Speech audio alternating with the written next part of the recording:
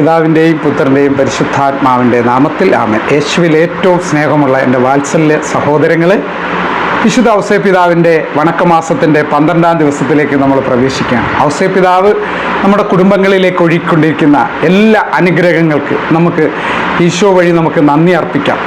നമ്മളെല്ലാം ആഗ്രഹിക്കുന്നതാണ്, എനിക്ക് ശക്തനാകണം, ധീരനാകണം, ധീരതയോടെ ഈ സമൂഹത്തിന് മുമ്പിൽ എനിക്കൊന്ന് നിൽക്കണം. നമ്മുടെ എല്ലാ ആഗ്രഹം ഒരു മനുഷ്യനെ സംബന്ധിച്ചുള്ള ഒരു ആഗ്രഹമാണ്.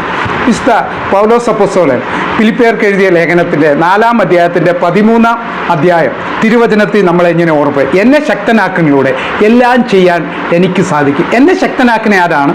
എന്നെ ബലപ്പെടുത്തുന്ന ആരാണ്? യേശുക്രിസ്തുവാണ്. ആ യേശുക്രിസ്തുവിനോട് ചേരുമ്പോൾ നമുക്ക് ശക്തനാകാൻ സാധിക്കും.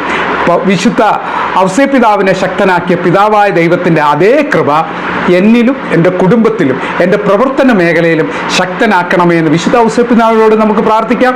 വിശുദ്ധ ഔസേപ്പിതാവിൽ നിന്ന് വിശുദ്ധ ഔസേപ്പിതാവിൻ്റെ എല്ലാ ഗുണങ്ങളും നമ്മളിലേക്ക് ഒഴുകി ശക്തനായി ധീരനായി എനിക്ക് ഈ സമൂഹത്തിൽ ജീവിക്കാനുള്ള വൻ കൃപ വിശുദ്ധ ഔസേപ്പിതാവെ വാങ്ങിത്തരണമേ എന്ന് നമുക്ക് പ്രാർത്ഥിക്കാം.